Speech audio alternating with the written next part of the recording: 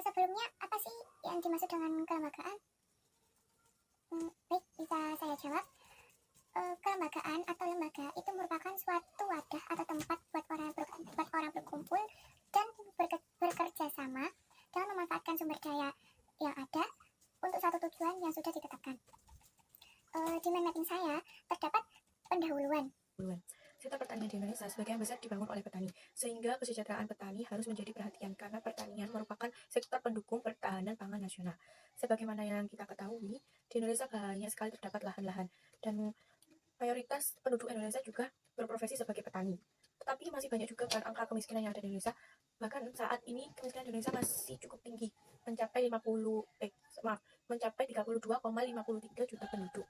Nah, dari situ, faktor kultur dan struktural kerap kali dilihat sebagai elemen penting yang menentukan tingkat kemakmuran dan kesejahteraan masyarakat. Dan yang selanjutnya adalah metode penelitian. Penelitian ini menggunakan metode analisis DOPP atau metode perencanaan proyek yang berorientasikan tujuan. Maksud dari JOPP ini sendiri adalah fokus utama pada tujuan proyek dan memastikan bahwa semua keputusan, sumber daya, jadwal, dan tindakan yang diambil selama proyek berlangsung sejalan dengan pencapaian tujuan tersebut. JOPP ini dikembangkan sebagai metode bagi perencanaan proyek. Tetapi dalam pengembangannya di Indonesia sejak tahun 1988, JOPP juga dikembangkan dalam proses perencanaan pembangunan daerah. Dan yang selanjutnya ada hasil dan pembahasan.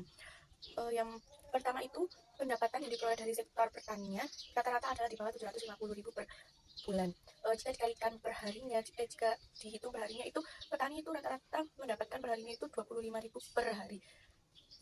Dan itu hanya cukup untuk mencukupi kebutuhan sehari-hari mereka saja. Kehidupan petani memang sangat tergantung dengan pendapatan mereka. Tetapi setiap harinya mereka juga belum tentu mendapatkan penghasilan yang menetap.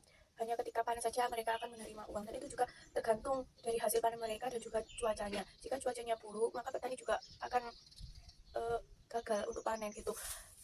Dan yang kedua, ada penyebab kemiskinan di Indonesia adalah malah praktik pembangunan akibat formulasi kebijakan ekonomi yang salah.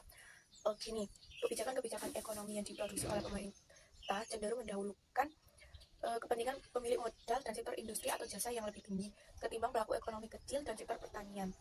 Kemudian yang ketiga, itu kebijakan yang muncul dari adanya tindakan kolektif pada dasarnya secara alami telah diputuskan oleh sekelompok masyarakat. Instrumen kebijakan pembangunan lebih efektif mereduksi kemiskinan secara tajam dibanding dengan